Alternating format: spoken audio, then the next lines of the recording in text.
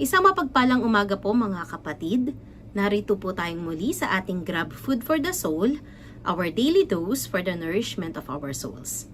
Simulan po natin ang ating araw sa pagbubulay ng salita ng Diyos nang makalakad tayo sa isang mapayapang pamumuhay. Ang atin pong topic ngayong umaga ay may title na The Power of Bended Knee. Ang atin pong batayang talata ay matatagpuan sa Filipos chapter 1 verse 9. Idinadalangin ko sa Diyos na ang inyong pag-ibig ay patuloy na sumagana at masangkapan ng malinaw na kaalaman at pagkaunawa. Purihin ang Diyos sa pagkakabasa ng kanyang mga salita. Bended knee o sa Tagalog, pagluhod. Ang sabi po sa Google, bended knee defines as an act of respect, humility, and worship. Sa mga pelikula o sa mga nababasa nating mga istorya, kwento, mapapansin natin na madalas na-associate ang pagluhod o bending of the knee kapag ang nasasakupang mga tao o kapulungan ay nasa harapan ng isang hari, maharlika, o pinuno bilang tanda ng kanilang paggalang at pagpapasakop sa layunin at batas ng isang monarkiya. Ganon din naman sa mga nasakop na bayan o mga kalabang mandirigma.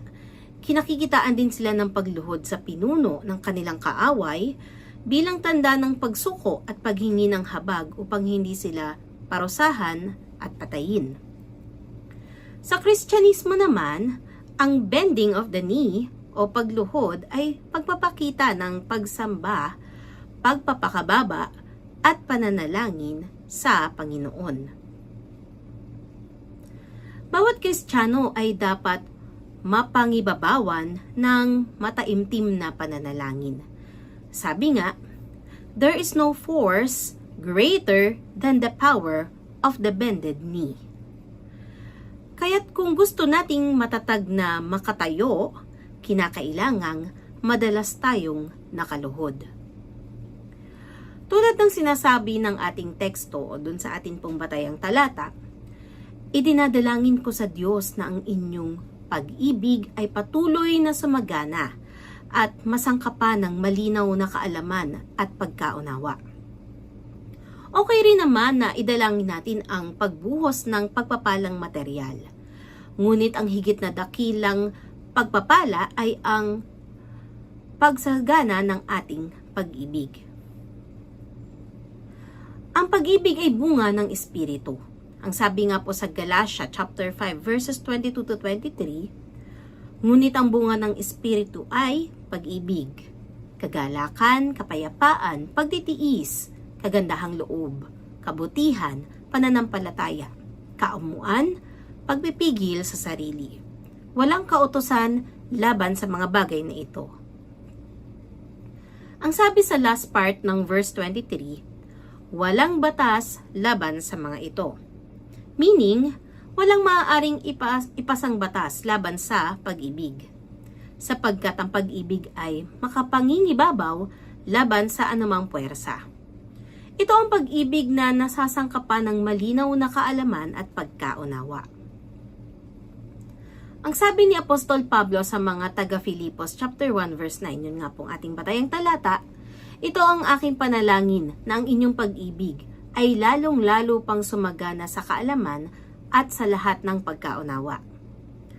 Apostle Paul stressed to the believers in Philippians that having greater knowledge of Christ results in having deeper insight.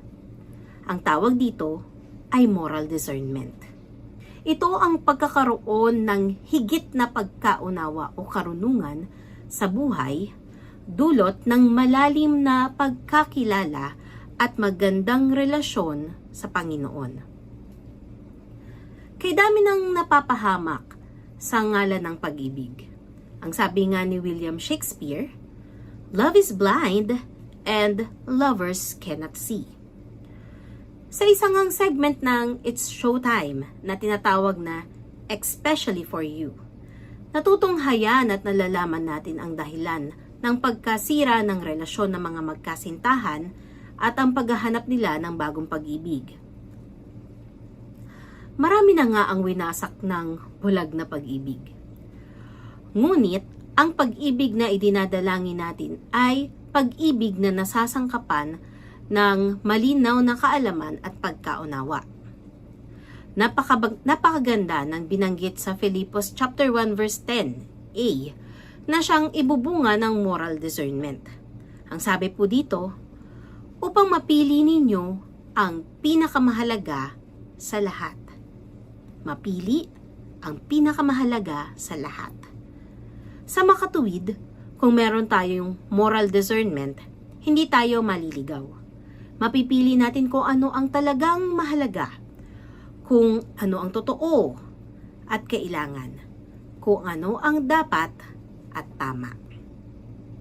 Let us pray to God for moral discernment. Tayo po ay manalangin. Panginoon, turuan mo po kami ng makapangyarihang panalangin may kaalaman at pagkaunawa sa tunay na pag-ibig upang ito'y maging gabay namin sa aming buhay.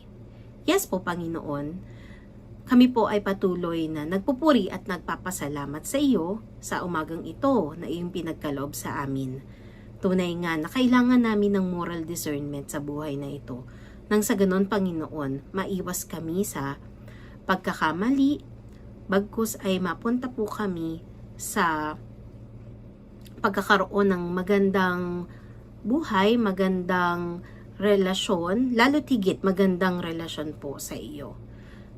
At ito ay amin pong makakamit lamang kung kami po ay patuloy na lalapit sa iyo, patuloy na luluhod sa iyo, at ilalapit namin ang lahat ng aming pangangailangan, hinaing, at higit sa lahat, pasasalamat at pagpupuri sa iyo. Sa umagang ito, Panginoon, salamat sa panibagong buhay. At nawa po, Panginoon, ang buhay na ito na pinagkaloob mo sa amin ay amin pong magamit upang makapaglingkod din naman sa iba. At higit sa lahat, makapagbigay lugod sa iyo. Ingatan niyo po nawa kami sa amin pong mga gagawin, sa mga papasok sa eskwelahan, sa mga papasok sa trabaho, ang paggabay po ninyo ang amin po nawang maranasan. At nawa rin po, Panginoon, sa mga may karamdaman at nakakaramdam ng higit na kalungkutan, ang kalakasan, kapayapaan mula sa inyo at kagalingan ang siyang maranasan. Maraming salamat, Panginoon. Ito po ang aming dalangin na may pagpupuri. In Jesus' mighty name, Amen. Purihin ang Panginoon sa umagang ito at salamat po sa inyo pong pagsama sa akin ngayong umaga. And a gentle reminder from me to you, be Christ-like in your workplace today. To God be all the glory. Shalom.